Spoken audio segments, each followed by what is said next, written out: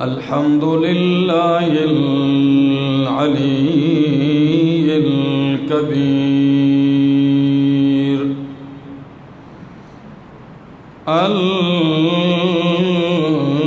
الكبير المتعال.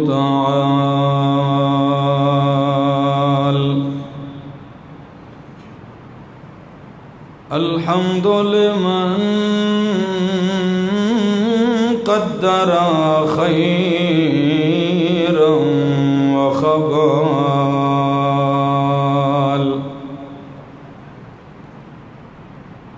والشكر لمن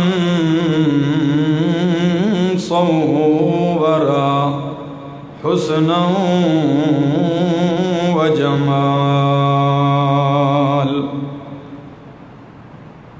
فرد صمد عن صفة الخلق، بريء أزلي سرمدي، خلق الخلق كمال.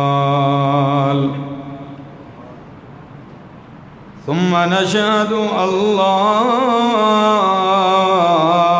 إله إلا الله وحده لا شريك له،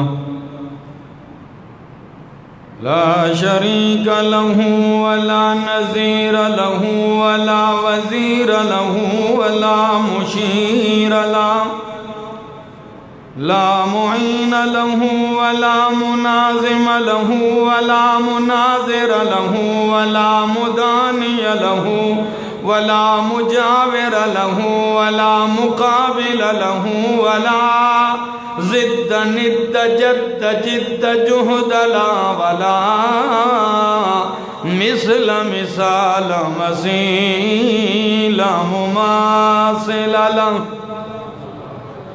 ونشهد أن سيدنا وسندنا وإمامنا وأحبنا وحبيبنا وحبيب ربنا محمدًا عبده ورسوله.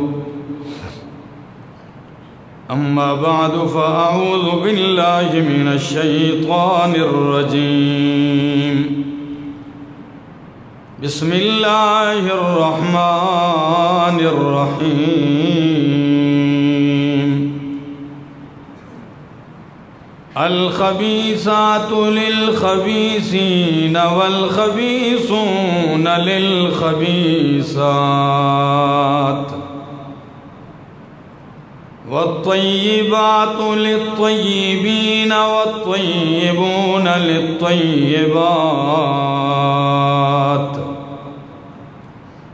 أولئك مبرؤون مما يقولون، لهم مغفرة ورزق كريم. سبحان ربك رب العزة عما يصفون، وسلام على المرسلين، والحمد لله رب العالمين.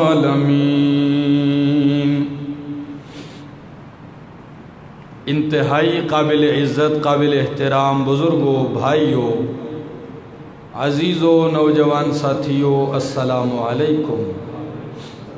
دعا اور التجا ہے بارگاہ الہی کے اندر کہ اللہ مجھے حق اور سچ کہہ سکنے، سمجھا سکنے کی توفیق نصیب فرمائے، اور اس کے بعد مجھے اور آپ سب کو عمل کی بھی توفیق نصیب فرمائے.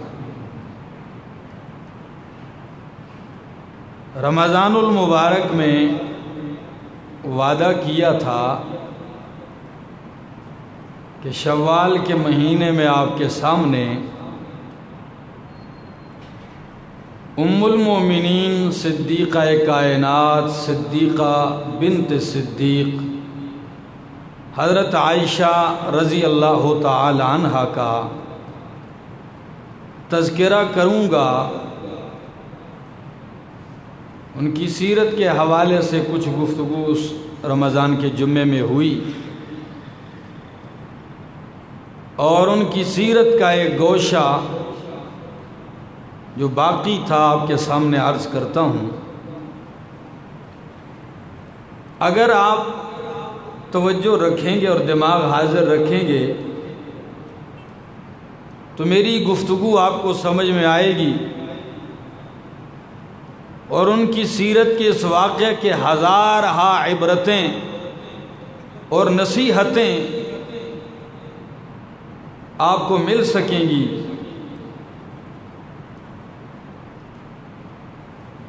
در حقیقت نبی اکرم صلی اللہ تعالی علیہ وسلم کا مدنی دور دیکھا جائے 10 سالہ دور، 13 سال مکہ کے اور 10 سال مدینہ منورہ کا جو دور ہے، اگر آپ اس کا مطالعہ کریں تو وہ دشمنان اسلام سے لڑنے میں اور جنگوں میں گزرا ہے۔ 27 غزوات ہیں،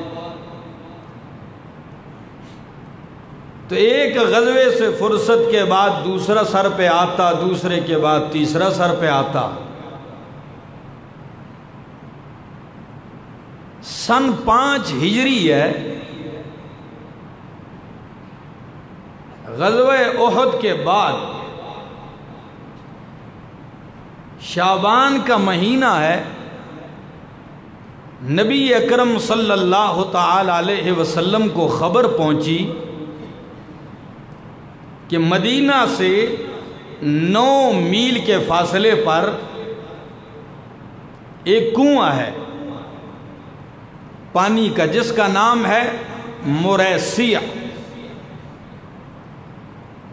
اور اس کنویں کے پاس ایک آبادی اور قبیلہ آباد ہے، ایک گاؤں جن کا نام ہے، جس قبیلے کا نام ہے بنو مستلق۔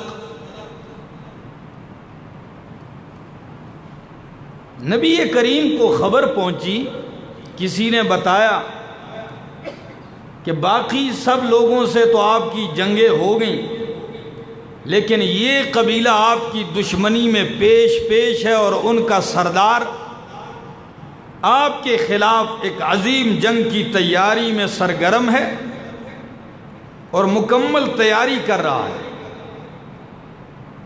آپ خبر لیں۔ نبی اکرم صلی اللہ تعالی علیہ وسلم نے حضرت بریدہ اسلمی رضی اللہ تعالی عنہ کو بھیجا،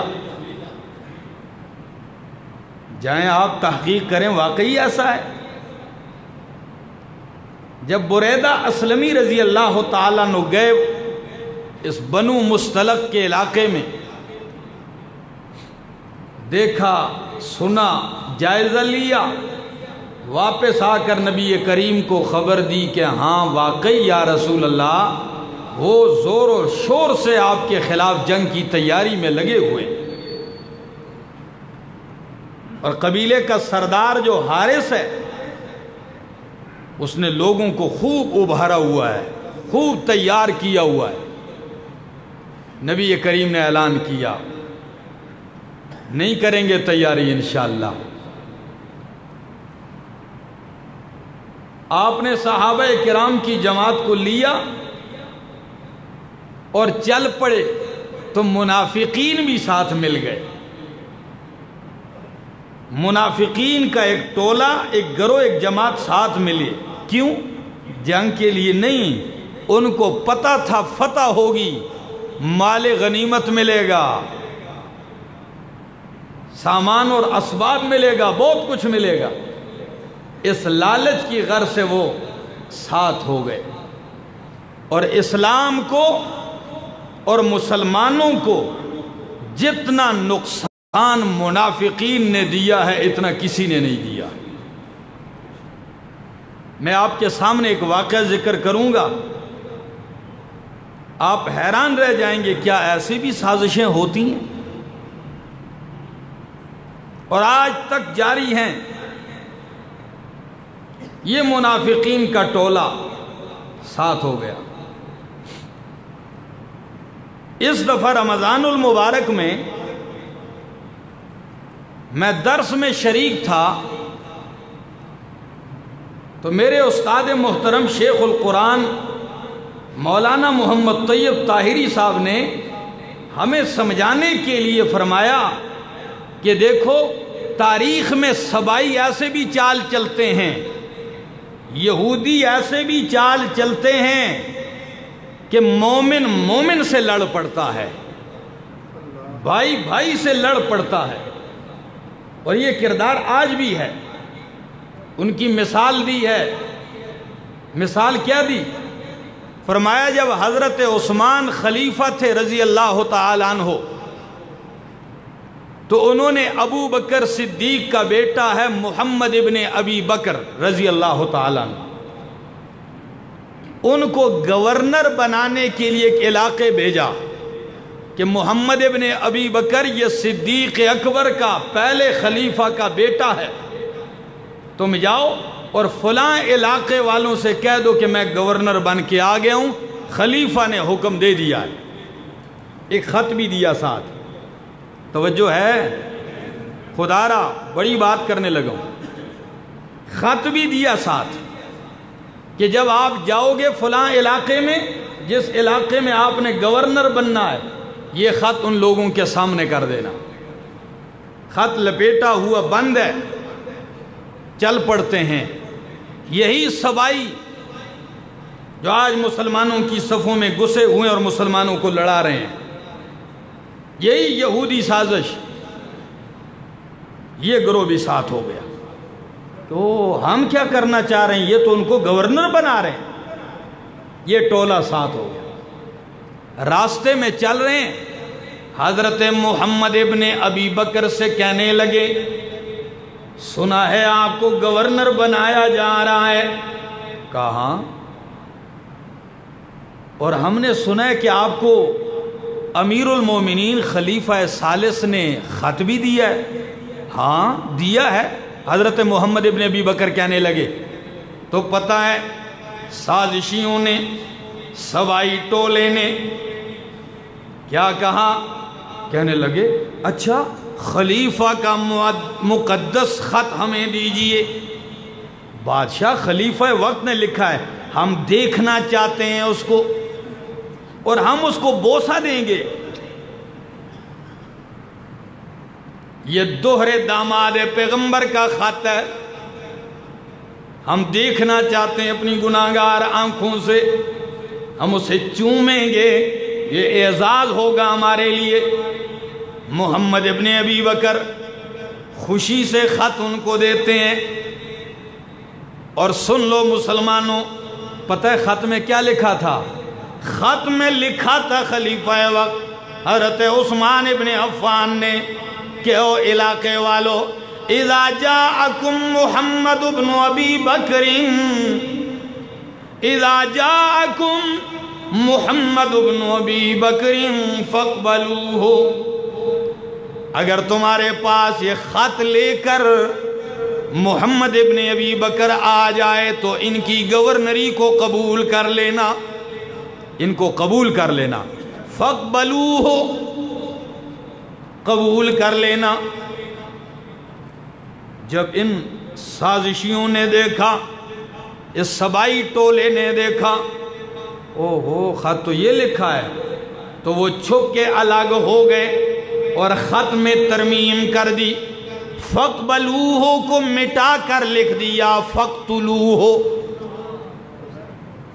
فَاقْبَلُوهُ کو مٹا کر کیا لکھا؟ فَاقْتُلُوهُ اِذَا جَاءَكُمْ مُحَمَّدُ ابْنُ أَبِي بَكْرٍ، جب تمہارے پاس محمد ابن ابی بکر آ جائے تو لوگو انہیں قتل کر دو۔ با کا نقطہ ہٹایا اور تا بنا دی اوپر، فَقْبَلُوهُ کو فَقْتُلُوهُ کر دیا، اور خط بالکل اسی طرح لپیٹ کے آ کر حوالے کر دیا۔ بڑا پیارا خط ہے ماشاءاللہ، خط دے دیا، لیکن محمد ابن ابی بکر نے دوبارہ پڑھا نہیں۔ آگے ایک اور گروہ کھڑا کیا ہوا ہے راستے میں سازشیوں نے۔ جب یہ قافلہ یہاں سے روانہ ہے، آگے لوگ آئے ہیں راستے میں، یہ محمد ابن ابی بکر آ گئے، صدیق اکبر کا بیٹا آ گیا ہے، کہنے لگے سنا ہے آپ گورنر بننے جا رہے ہیں؟ ہاں، آپ کو خط بھی دیا گیا ہے۔ محمد ابن ابی بکر نے کہا ہاں دیا گیا ہے۔ کہنے لگے ناراض نہ ہونا، ہم آپ کے مخلص ہیں، ہم آپ سے محبت کرنے والے ہیں، آپ کو گورنر نہیں، آپ کو قتل کیا جا رہا ہے۔ نے کہا آپ کا دماغ خراب ہے، خلیفہ نے مجھے خود خط دیا ہے۔ کہنے لگے حضرت ہمیں سازش کا پتہ چل گیا ہے، آپ دیکھیں تو صحیح خط۔ جب محمد ابن ابی بکر نے خط کھولا تو واقعی خط میں لکھا ہے اذا جاءکم محمد ابن ابی بکر فاقتلوہ، اگر محمد ابن ابی بکر آ جائے تو انہیں قتل کر دو۔ حیران و پریشان، میں کیا سمجھتا رہا اور میرے ساتھ کیا ہو گیا۔ اب اللہ گواہ ہے کہ حضرت عثمان بالکل بری ہیں، اور اس میں بھی کوئی شک نہیں ہے کہ محمد ابن ابی بکر بھی گناہگار نہیں ہے، کیونکہ فوٹو سٹیٹ کا دور تو تھا نہیں، کمپیوٹر پہ لکھنے کا، وہ قلم سے لکھتے مٹ بھی جاتا۔ یہ ترمیم کی ہوئی، یہی وجہ بنی صدیق اکبر کے بیٹے کو قتل کرنے کا حکم دے، کیا وہ خلیفہ بننے کے قابل ہے؟ ہم انہیں قتل کریں گے۔ بس ان کو بھی سازش میں ملایا اور ایک شور اور غوغا، ایک ہنگامہ برپا ہو گیا کہ رولا بن گیا ملک میں، علاقے میں، اور ایسا رولا بنا، ایسی سازش چلی کہ آخر خلیفہ پیغمبر حضرت عثمان ابن عفان رضی اللہ تعالیٰ عنہ قرآن کی تلاوت کرتے ہوئے جام شہادت نوش کر گئے۔ یہ یہودی ٹولہ اور صحابہ کے مابین جنگیں لڑانے والا آج بھی زندہ ہے،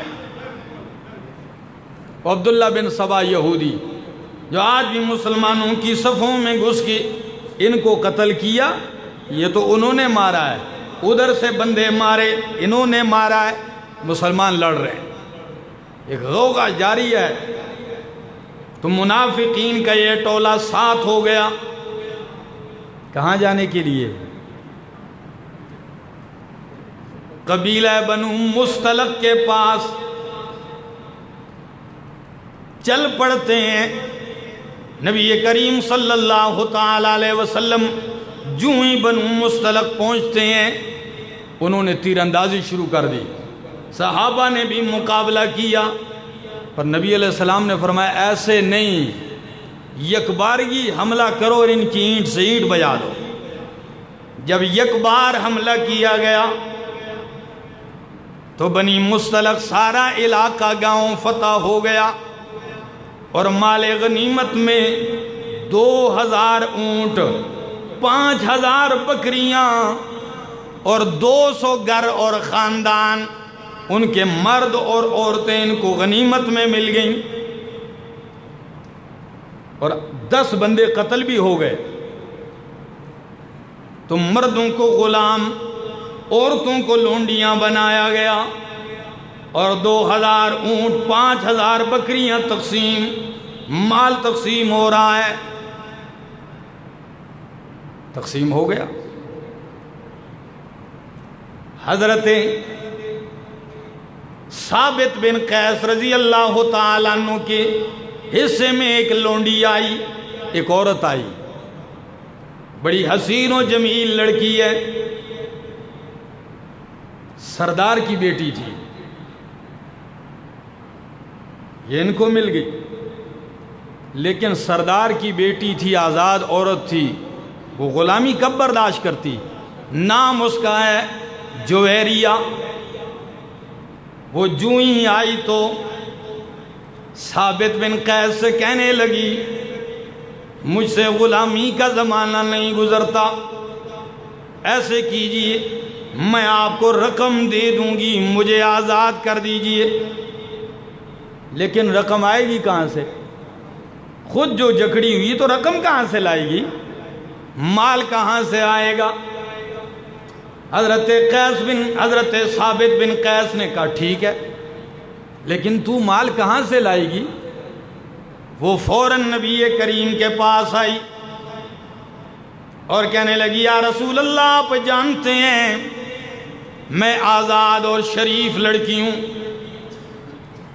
میں سردار اور قائد اور لیڈر کی بیٹی ہوں، اگر آپ میرے ساتھ تعاون کریں اور میں مال دے کے اپنے آپ کو آزاد کر لوں تو مجھ پہ احسان ہوگا۔ سردار کی بیٹی نے اتنے دردمندانہ انداز میں اپیل کی کہ محمد رسول اللہ کے دل میں بات گر کر گئی اور آپ نے اس کی آزادی کا تہیہ کر لیا۔ ٹھیک ہے، پر نبی کریم نے فرمایا جویریہ، اگر میں ایک تجویز پیش کروں منظور ہو تو قبول کر لینا۔ کہنے لگی بولیے۔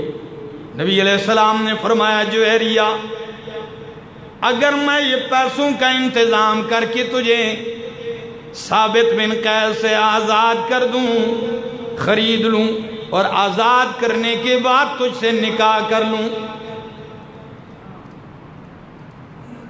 کہنے لگی مجھے منظور ہے، منظور ہے مجھے۔ نبی کریم نے انتظام کیا اور ثابت بن قیس کو پیسے دیے، جویریہ کو خریدا اور آزاد کر کے نکاح کر لیا۔ جب نبی کریم کے نکاح میں آ گئی، ام المومنین کا لقب پا گئی۔ جب ام المومنین کا لقب پا گئی، سنیے مسلمانوں، تو صحابہ کرام نے فوراً اعلان کر دیا، ابھی وہی ہیں، فوراً اعلان کر دیا کہ جس قبیلے سے محمد الرسول اللہ شادی اور رشتہ کر لیں، ہم اس قبیلے کے مردوں عورتوں کو غلام نہیں بنا سکتے۔ کتنے با ادب لوگ، عظمتوں اور رشتوں کا کتنا خیال رکھنے والے، کتنی پہچان رکھنے والے لوگ تھے۔ فوراً اعلان کر کے کہنے لگے جس قبیلے سے محمد رسول اللہ نے رشتہ کر لیا، ہم نے ان کے سارے مردوں اور عورتوں کو آزاد کر دیا ہے۔ نبی کریم کے رشتہ دار ہو گئے۔ چند دن آپ وہاں ٹھہرے اور اس سفر میں نبی کریم کے ساتھ ام المومنین صدیقہ کائنات بھی ہیں، حضرت عائشہ رضی اللہ تعالی عنہ۔ جب واپس آتے ہیں، کبھی سیرت کو کھولیے، خدا کی قسم آپ کو بہت کچھ ملے گا، لیکن ناول اور ڈائجسٹ پڑھنے سے کیا مل سکتا ہے؟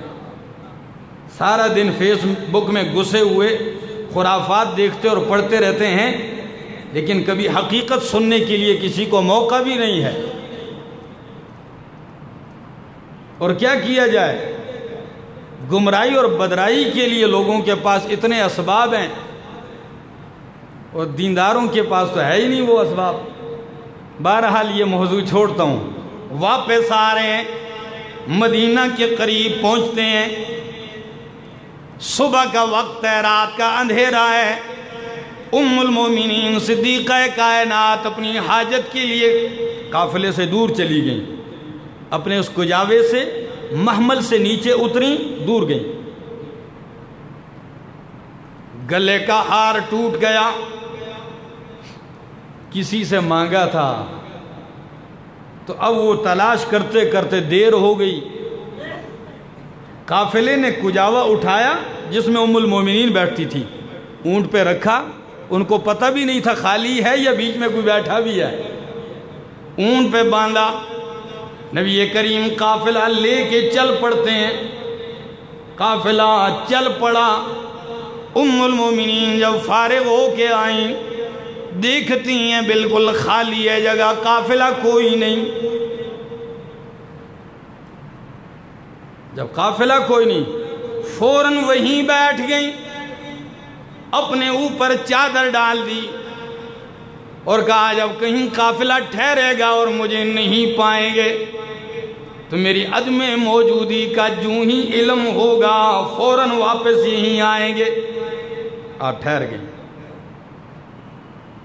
لیکن دستور عرب تھا کہ قافلہ اپنے پیچھے ایک مرد کو چھوڑا کرتا تھا، تو پیچھے جن کو چھوڑا حضرت صفوان رضی اللہ تعالیٰ عنہ، وہ پیچھے سے آ رہے، کوئی بچی کچھ ہوئی چیزیں ہوتی وہ اٹھا لیتے۔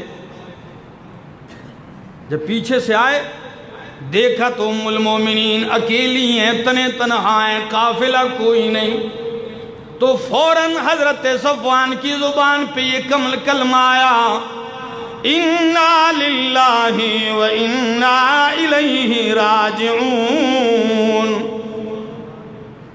ام المومنین صدیقہ کائنات فرماتی ہیں جب میں نے یہ کلمہ سنا تو میں فوراً اٹھ گئی، جاگ گئی، میری آنکھ کھل گئی، میں سنور گئی۔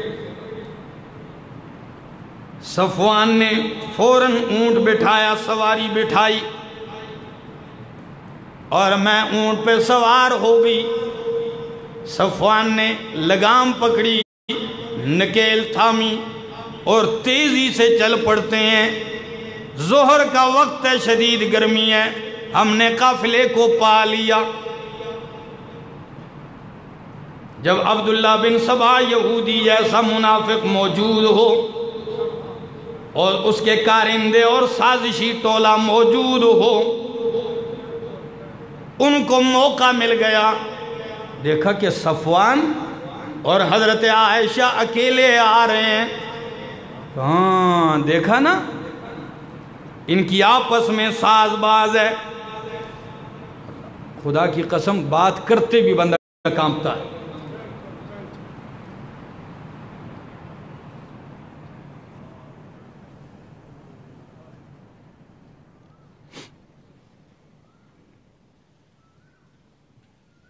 توجہ ہے میری طرف؟ انہوں نے کہا یہ تو دیکھیے سازش ہے، آپس میں ملے ہوئے ہیں، بد کردار ہیں ام المومنین۔ صدیقہ کائنات پہ تہمت لگا دی اور بس سازشی ٹولوں کو تو بات ملنے کی دیر ہوتی ہے، وہ تو دن بھر اسی کے انتظار میں ہوتے ہیں اور ساتھ چلتے بھی اسی لیے ہیں۔ کہتے ہیں ہر ساتھ چلنے والا ساتھ نبھانے والا نہیں ہوتا۔ ہاں شروع ہو گئی باتیں، لیکن ام المومنین صدیقہ کائنات تو بے خبر ہیں، ان کو کیا معلوم کہ ایسے گندے لوگ بھی ہیں جو نبی کی عزت پہ حملہ آور ہوتے ہیں۔ ان کو خیال بھی نہیں تھا اور بات کا پتہ بھی نہیں۔ نبی کریم مدینہ پہنچتے ہیں، منافقین نے پورے مدینے کو سازش میں لپیٹ میں لے لیا اور دن بھر بات ہی کوئی نہیں، دن بھر بات ہی کوئی نہیں، اتنی ہوا دی اس کو۔ ام المومنین کو اب بھی خبر نہیں۔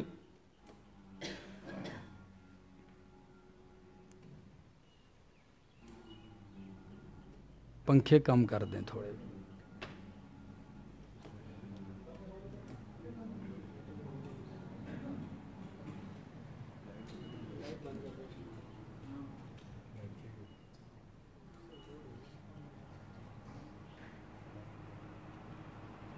توجہ کیجیے، انہوں نے باتیں شروع کر دیں. ام المومنین بیمار ہیں، گھر میں واپسی پہ بیمار ہو گئیں، لیکن ام المومنین فرماتی ہیں ایک رات میں ام مصطح رضی اللہ تعالی عنہ کے ساتھ رات حاجت کے لیے باہر گئیں تو ام مصطح رضی اللہ تعالی عنہ ٹھوکر لگی، گر پڑی. جوں ہی گری تو فوراً کہنے لگی تعسل مصطح، مصطح تباہ و برباد ہو جائے. ام المومنین فرماتی میں نے کہا اللہ کی بندی اپنے سگے بیٹے کو بد دعا دے رہی ہو، وہ تو بدری صحابی ہے، اسے بد دعا دے. تو ام مصطح کہنے لگی عائشہ آپ کو پتہ نہیں کہ وہ بھی آپ پر الزام لگانے والوں کی باتوں میں آ گئے، سازشیوں کی سازش کا شکار وہ بھی ہو گئے. تو ام المومنین کہنے لگی میں نے کہا کون سی سازش؟ ساری بات سنائی ام مصطح نے. صدیقہ کائنات فرماتی ہیں میں نے قضاء حاجت کے بجائے گھر کا رخ کیا، اور جب آئی نبی کریم صلی اللہ تعالی علیہ وسلم غمگین ہے، میں نے بات نہیں کی. میں نے کہا یا رسول اللہ مجھے اجازت دیجئے، میں باپ کے گھر جانا چاہتی ہوں، جا کے امی ابو سے بھی بات کروں گی. نبی کریم نے فرمایا اجازت ہے. ام المومنین صدیقہ کائنات چل پڑتی ہیں. جب گھر آئیں ابو بکر صدیق پریشان، اور صدیقہ کائنات کی ماں پریشان ہے. ماں سے جب بات کی اماں جان ایسی بات چل رہی ہے مدینہ منورہ میں، کیا آپ کو پتہ ہے؟ ماں نے کہا بیٹی پتہ کیا ہے، 1 مہینہ ہونے کو ہے، ہمارے آنسو نہیں تھم رہے. یہ تو آپ کو خبر نہیں تھی، 1 مہینہ ہونے کو ہے، ہمارے گھر میں غم اور مصیبت ہے. فرمایا ابو جان کو بھی پتہ ہے؟ کہنے لگی بیٹی ہاں وہ بھی پریشان ہے. بس جب یہ جملہ کہا ماں نے، ام المومنین فرماتی مجھ پہ لرزہ طاری ہو گیا، سردی اور بخار شروع ہو گیا. گھر کے سارے بستر اور چادریں لا کے میرے اوپر ڈال دیں، لیکن وجود کانپ رہا ہے. چیخ مار کے رو پڑتی ہیں صدیقہ کائنات. جب چیخ ماری تو ابو بکر صدیق دوڑتے ہوئے آئے اور بیوی سے کہا کہیں عائشہ کو پتہ تو نہیں لگ گیا؟ بیوی نے کہا ہاں ان کو بھی پتہ لگ گیا.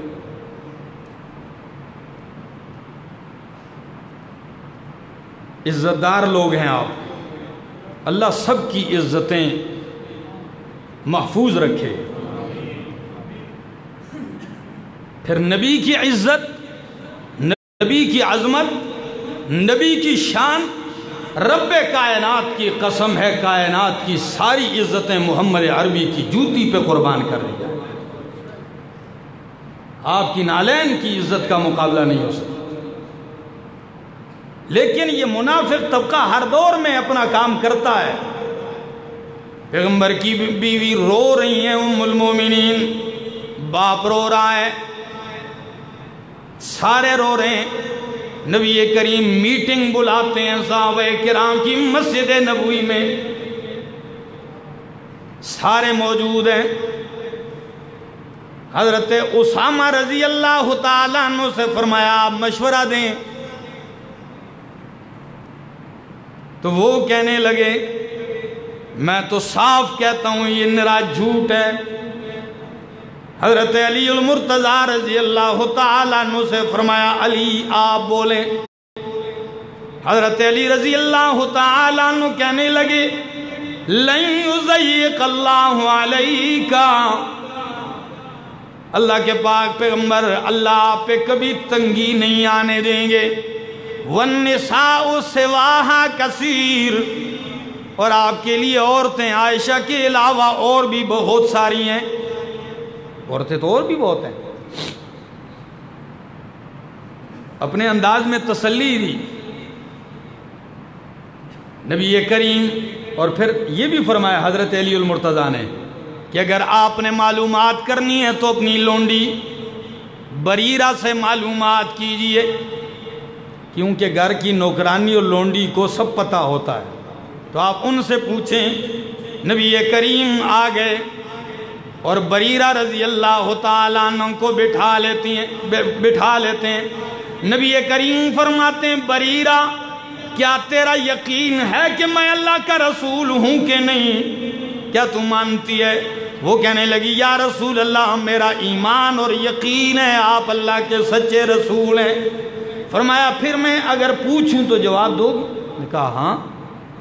فرمایا تو نے کبھی عائشہ کی کوئی غلط حرکت دیکھی ہے کہ نہیں جو تجھے ناپسند گزری ہو؟ کوئی بھی، سچ بتا۔ کہنے لگی نہیں۔ نبی کریم نے بات صاف کر کے فرمایا بریرہ میں انتہائی پریشان ہوں۔ جب یہ بات کی تو بریرہ نے سامنے آ کے بڑے عجیب پیرائے میں فرمایا، کہنے لگی اگر یہ بات اللہ کے پاک پیغمبر تو پھر سنیے مجھ سے صفائی، رب کعبہ کی قسم ہے میں عائشہ کو ایسے جانتی ہوں جس طرح سنہرا کھوٹے اور کھرے سونے اور چاندی کو جانتا ہے۔ اللہ کی قسم ہے عائشہ بالکل پاک صاف ہے، میں ایسے جانتی ہوں۔ نبی کریم تسلی ہوتی ہے، آپ مسجد میں آتے ہیں، مشورہ دو عبداللہ بن ابی الذلیل نے مجھے بڑی اذیت پہنچائی ہے۔ ہر آدمی رائے دیتا ہے لیکن قربان جاؤں واقعی فاروق اعظم فاروق ہیں، فاروق کی عظمت کا مقابلہ ہی نہیں ہو سکتا۔ اٹھتے ہیں، فرمایا یا رسول اللہ آپ نے مجھ سے پوچھا ہے؟ ہاں آپ سے پوچھا ہے۔ عمر بولیے۔ کہنے لگے میں دو باتیں آپ سے پوچھتا ہوں یا رسول اللہ۔ پہلی بات آپ یہ بتائیں کہ عائشہ کا نکاح اور شادی آپ سے کس نے کروائی ہے؟ من زوجہ کہا یا رسول اللہ؟ سارے لوگ بیٹھے ہیں، نبی کریم نے انگلی اٹھا کے فرمایا اللہ نے۔ صدیقہ کا انتخاب میرے لیے کس نے کیا ہے؟ اللہ نے کیا ہے۔ فرمایا دوسرے سوال کا جواب یا رسول اللہ کیا آپ کے وجود پہ گندی مکھی بیٹھتی ہے کہ نہیں؟ نبی کریم نے فرمایا چاہے جتنا بھی پسینہ آئے میرے وجود پہ گندی مکھی نہیں بیٹھ سکتی۔ تو پھر صدیق فاروق اعظم پکار اٹھتے ہیں، کہتے ہیں اللہ کی قسم۔ تو پھر جب صدیقہ کا انتخاب اللہ نے کیا ہے تو عمر کا ایمان گواہی دیتا ہے کہ اللہ آپ کے بستر کے لیے کبھی گندی اور بد کردار عورت کا انتخاب کبھی نہیں کر سکتا۔ اللہ آپ کی عزت کے لیے کبھی گھٹیا عورت نہیں چن سکتا۔ اور میری دوسری بات، جو ذات آپ کے وجود پہ گندی مکھی بیٹھنے نہیں دیتا وہ آپ کی ذات سے وابستہ آپ کے بستر پہ گندی عورت اور بیوی کیسے گوارا کر سکتا ہے؟ تو میرا صاف اعلان ہے کیا؟ سبحانک ھذا بہتان عظیم، سبحانک ھذا بہتان عظیم، یہ بہتان ہے، یہ نرا جھوٹ کا پلندہ ہے۔ اور آپ نے جواب دیا اب میرا فیصلہ، اب ان لوگوں کے بارے میں یا رسول اللہ آپ غمگین نہ ہو، ان کے بارے میں فیصلہ عمر کی تلوار کرے گی۔ واہ یار، اب میں جانوں اور سازشی جانے۔ لیکن مسلمانوں جواب چاہوں گا آپ سے، نبی کریم 1 مہینے تک پریشانی کا عالم گزارا کہ نہیں؟ بولیے کیوں پریشان؟ یہ تحقیق کیوں کر رہے ہیں؟ یہ مشورے کیوں لے رہے ہیں؟ اس لیے کہ آپ عالم الغیب، اور جو عالم الغیب ہو اس کو تحقیق کرنے کی ضرورت ہے۔ تو پھر مان لو کہ عالم الغیب کون ہے؟ اللہ کی ذات ہے۔ اللہ کے سوا کوئی نبی ہو یا ولی صحابی ہو، علم سب کو ہے، لیکن عالم الغیب کون ہے؟ صرف اللہ ہے۔ علم غیب اللہ کا خاص ہے۔ نبی کریم وہاں سے چل پڑتے ہیں، بوجھ ہلکا تو ہوا دل کا۔ میں کہتا ہوں فاروق اعظم نے نبی کے دل سے کتنی دعائیں لی ہوں گی جی۔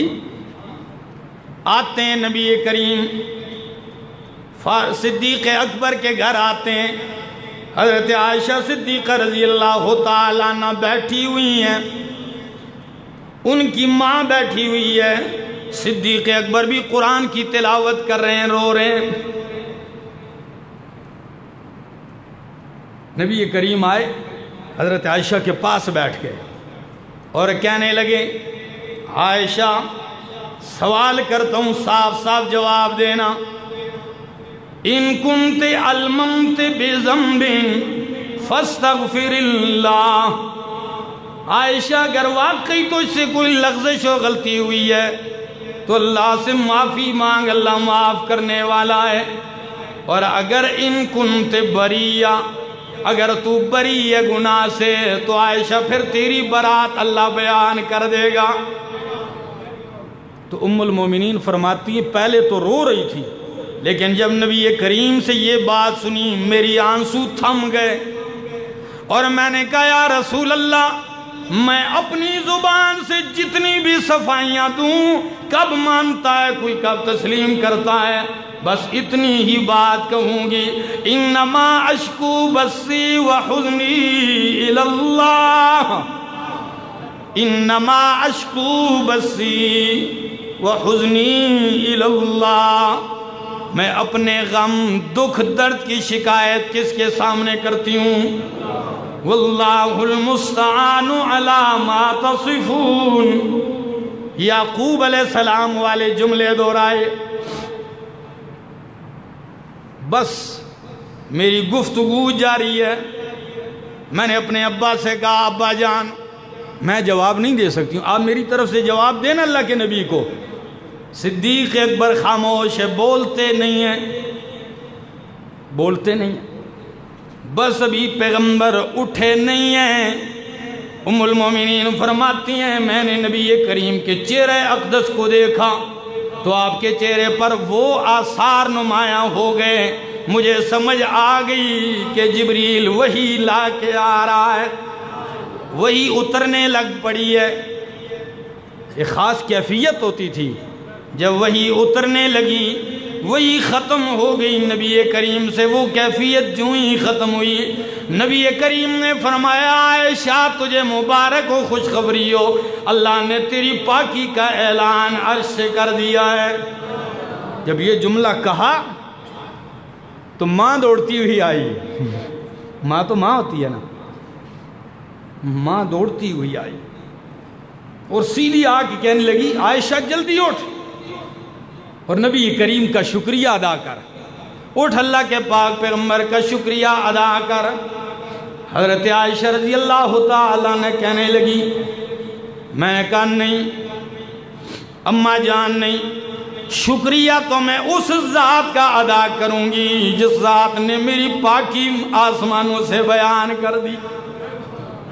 میں اللہ کے سامنے سر بسجود ہو گئی اور میرے والد اٹھ کے آئے اور مجھے یوں اٹھایا، سینے سے لگایا اور میرے ماتھے پہ بوسہ دیا۔ جب صدیق نے بیٹی کو بوسہ دیا تو بیٹی بھی ناز میں آ کے کہنے لگی ابا آپ بوسے دیتے ہیں تو پھر آپ نے جواب کیوں نہیں دیا تھا نبی علیہ السلام کو، آپ نے میری طرف سے صفائی کیوں نہیں دی تھی؟ کہ میری بیٹی آسی. تو صدیق اکبر رو کے کہنے لگے بیٹی اگر میں بغیر علم کے بات کرتا تو کون سا آسمان مجھے سایہ دیتا, کون سی زمین مجھے ٹھکانہ دیتی. میں تو بغیر علم کے ایسی بات نہیں کر سکتا. نبی کریم قرآن پڑھنا شروع کر دیتے ہیں. سنیے کیا کہتا ہے اللہ کا قرآن. ایک آیت نہیں, دو نہیں, تین نہیں, پورے 2 رکوع اتارے ہیں. کتنے؟ 2 رکوع اتارے ہیں. قرآن کہتا ہے ان الذين يرمون المحصنات الغافلات المؤمنات لعنوا في الدنيا والآخرة. جو لوگ پاک دامن عورتوں پر الزام لگاتے ہیں ان کے لیے دنیا اور آخرت میں اللہ کی لعنت ہے, اور آخرت میں ان کے لیے بہت بڑا عذاب بھی ہے. یوم تشہد علیہم السنتہم وایدیہم وارجلہم بما کانوا یعملون.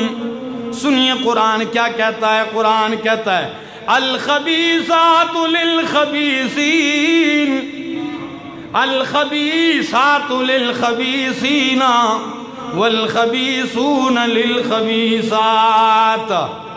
گندی عورتیں گندے مردوں کے لیے ہیں اور گندے مرد گندے عورتوں کے مناسب ہیں. والطیبات للطیبین والطیبون للطیبات. اور پاکیزہ عورتیں پاکیزہ مردوں کے لیے ہیں اور پاکیزہ مرد پاکیزہ عورتوں کے لیے ہیں. میرے محمد جیسا پاکیزہ تو کائنات میں آیا ہی کوئی نہیں, تو آپ کی ازواج سے زیادہ پاکیزہ کون ہو سکتا ہے. والطیبات للطیبین والطیبون للطیبات. اور اگلی بات سنیے قرآن کہتا ہے اولئک مبرؤون مما یقولون. یہ لوگ سارے بری ہیں. ان کی برات کا اعلان کس نے کیا؟ اللہ نے کیا. صرف برات ہی نہیں فرمایا لہم مغفرۃ ورزق کریم. یہ تو بخشے بخشائے ہوئے ہیں. اور قرآن ہم ایک نہیں یہاں بہت ساری آیات ہیں. ذرا آپ سنیے قرآن مومنوں سے بھی شکوہ کرتا ہے کہ منافق تو تھے ہی منافق, مومنوں تم کیوں خاموش رہے؟ آپ نے اس معاملے میں خاموشی سے کیوں کام لیا؟ آپ کی خاموشی بھی برداشت نہیں. فرمایا وَلَوْلَا إِذْ سَمِعْتُمُوهُ قُلْتُمْ وَلَوْلَا إِذْ سَمِعْتُمُوهُ قُلْتُمْ مَا يَكُونُ لَنَا أَن نَتَكَلَّمَ بِهَذَا. کیوں ایسا نہیں ہوا جب تم نے یہ بات سنی تم فوراً پکار اٹھتے کہ ما یکون لنا ان نتکلم بہذا. ہمیں تو یہ جائز ہی نہیں کہ اس بارے میں کچھ بات کریں. ہم نے تو لب کشائی کی بھی ہمت اور جرت نہیں ہے. سبحانک ھذا بہتان عظیم. اللہ تو پاک ہے. ھذا بہتان عظیم. یہاں یہ جملہ کیوں کہا سبحانک؟ پاکی تو بیان کرنی ہے ام المومنین کی, اور جملہ کیا ہے؟ سبحانک. اللہ تو پاک ہے. رب تو سنیے فرمایا اشارہ کر دیا کہ سبحانک. اللہ جس طرح تو شریکوں سے پاک ہے اس طرح نبی کی بیوی ان گناہوں سے پاک ہے. اس بہتان اور اس الزام سے تیری بیوی بھی پاک ہے. ھذا بہتان عظیم. قرآن نے اس کو جھوٹ کہا. آپ آج اپنے معاشرے کو ذرا دیکھ لیجیے. ایک آدمی الزام گڑتا ہے اور مومن کہلوانے والے مسلمان کہلوانے والے اس کو چلاتے ہیں, کوئی تحقیق نہیں. کوئی تحقیق نہیں، الزام در الزام شروع ہے، لگائے جا رہے ہیں، عزت دار لوگوں کو بے عزت کیا جا رہا ہے۔ کیا مومن کا یہ شیوا ہے؟ کسی کام کی تحقیق کر لیا کرو۔ افسوس ہے کہ ہماری کوشش یہ ہوتی ہے کہ الزام کی کوئی جگہ مل جائے، ایک مل جائے، 100 میں اپنی طرف سے لگا لوں گا۔ اور قربان جاؤں نبی کریم کی عظمت اور شان پر، کیونکہ صرف صدیقہ کی بات نہیں تھی، بات تو نبی کی عزت کی تھی نا۔ تو جو لوگ لب کشائیاں کرتے ہیں دراصل بے شرم سمجھتے نہیں ہیں۔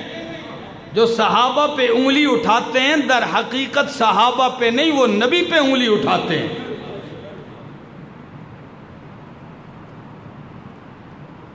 اور آپ سے یہ بھی جملہ کہوں کہ حضرت عائشہ صدیقہ رضی اللہ تعالیٰ عنہ کی یہ خصوصیت ہے۔ کسی نے پوچھا اماں کیا آپ کو یہ یقین تھا کہ اللہ آپ کی پاکی بیان کرے گا؟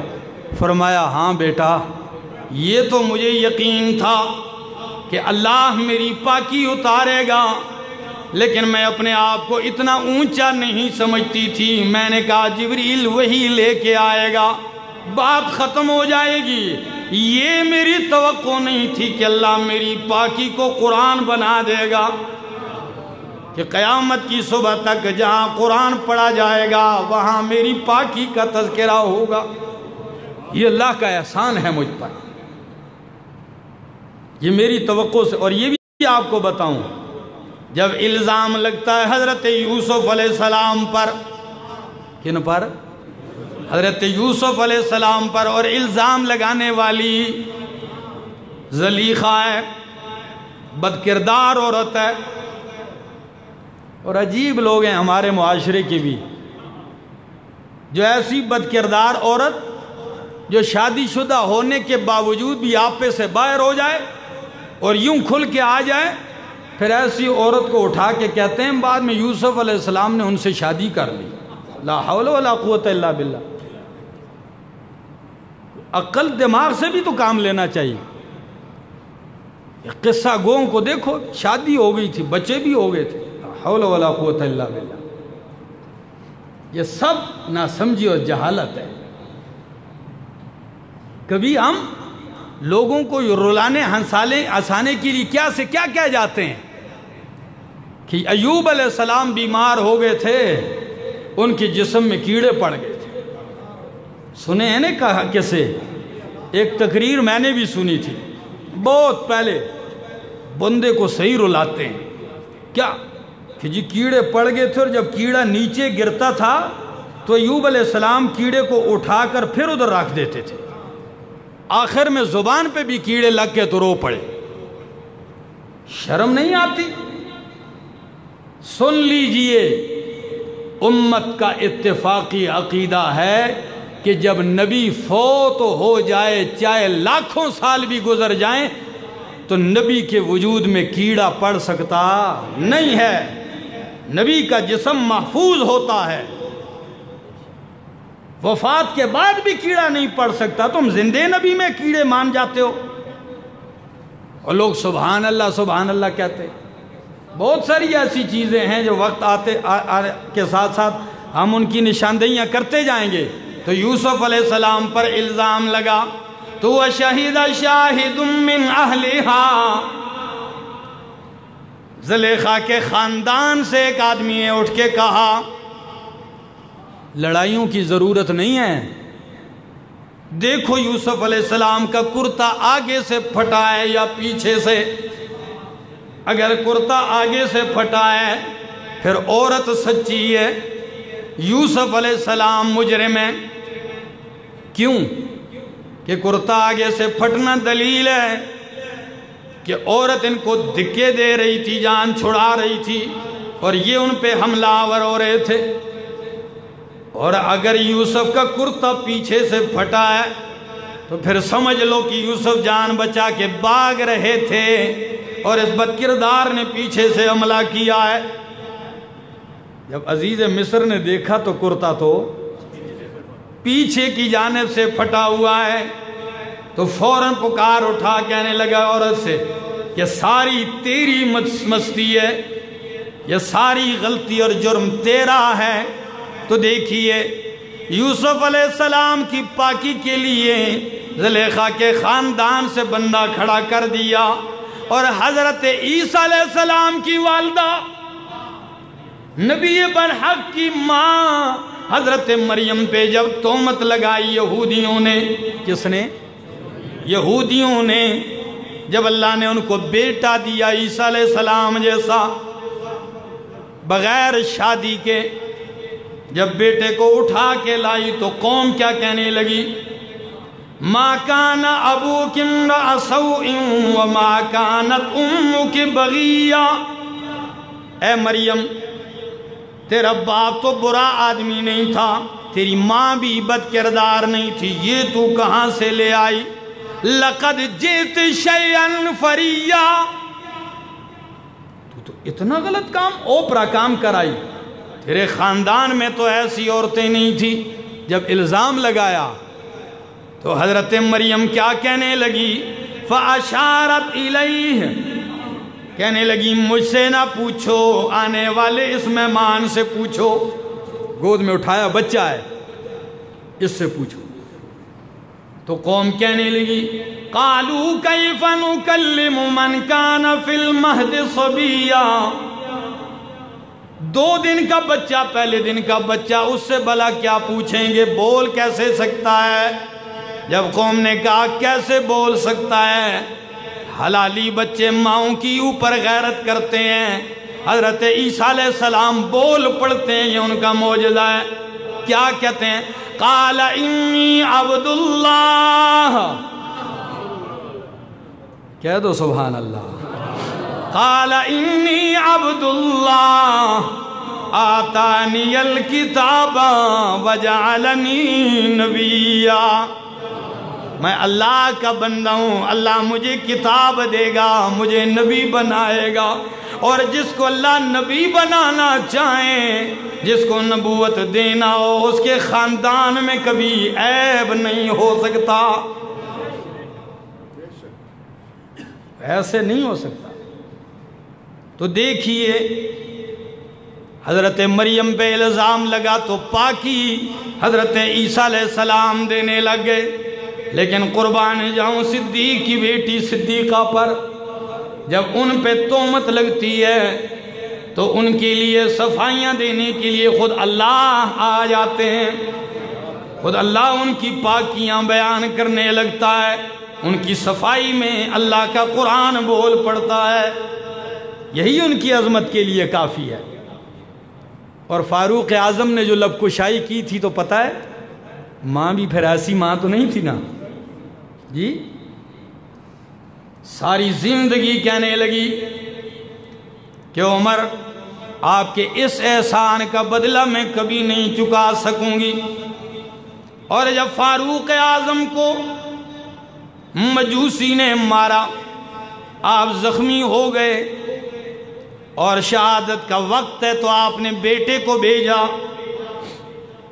حضرت عبداللہ ابن عمر رضی اللہ تعالیٰ عنہ کو بھیجا، فرمایا بیٹا جلدی جا، ام المومنین حضرت عائشہ سے کہنا عمر سلام پیش کرتا ہے، اور سلام کے بعد عرض کرتا ہے کہ اماں اگر آج آپ نے مجھ پہ احسان کر دیا تو میں قیامت کے دن بھی آپ کا احسان مانوں گا۔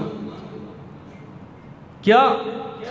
فرمایا آپ کے حجرے میں نبی کریم مدفون ہے، آپ کے حجرے میں آپ کے والد صدیق اکبر مدفون ہے، تو اگر اجازت ہو تو مجھے بھی دفن ہونے کی اجازت مل جائے، مجھے بھی آپ کے حجرے میں جگہ مل جائے۔ جب یہ بات کی تو حضرت عائشہ صدیقہ رضی اللہ تعالیٰ عنہ رو پڑتی ہیں، رونے کے بعد کہنے لگی بیٹا یہ جگہ تو میں نے اپنے لیے رکھی تھی، لیکن عمر مجھ سے آگے ہو گئے، اور عمر کا اتنا بڑا احسان ہے میرے اوپر کہ میں اس کا بدلہ کبھی نہیں دے سکوں گی، اس لیے میری درخواست ہے ان سے کہنا کہ صدیقہ کائنات کی طرف سے آپ کو اجازت ہے، بالکل اجازت ہے، میں آپ کو ترجیح دیتی ہوں اپنے آپ پر۔ لیکن جب بیٹے نے آ کے آپ کو خوشخبری دی کہ اماں نے مان لیا ہے، تو فاروق اعظم کہنے لگے بیٹا ہو سکتا ہے اماں نے کہا وہ خلیفہ ہیں، امیر المومنین ہے، بادشاہ ہیں، اس لیے اس وقت مان گئی ہوں۔ جب میری روح پرواز کر جائے، میں دنیا سے چلا جاؤں، جب میرا کوئی اختیار نہ رہے، پھر بھی ایک دفعہ پوچھ لینا، اجازت دے دیں ٹھیک ہے، نہیں تو مجھے عام قبرستان میں دفن کر دیں۔ میرے دوستو، خدا را صحابہ کرام کی برات بیان کیجئے، ان کی پاکیزگی کے چرچے کیجئے، ان کی عظمت کے چرچے کیجئے، اس لیے کہ یہ نبی کی وہ مقدس جماعت ہے کہ میں اور آپ نے تو آنکھیں بند کر کے گواہیاں دی ہیں، یہ محمد الرسول اللہ کی نبوت کے عینی شاہد ہیں۔ انہوں نے قرآن کو اپنی آنکھوں سے اترتا دیکھا ہے، انہوں نے محمد عربی کو محمد عربی بنتے دیکھا ہے، محمد الرسول اللہ بنتے دیکھا ہے۔ یہ وہ مقدس جماعت ہے کہ ان کی محفل میں جبریل آتے اور ان کو سلام پیش کیا کرتے۔ تو جو ان کا وفادار نہیں ہے تو ہم ان کے کبھی وفادار نہیں ہو سکتے۔ اللہ سے دعا ہے اللہ عمل کی توفیق عطا فرمائے۔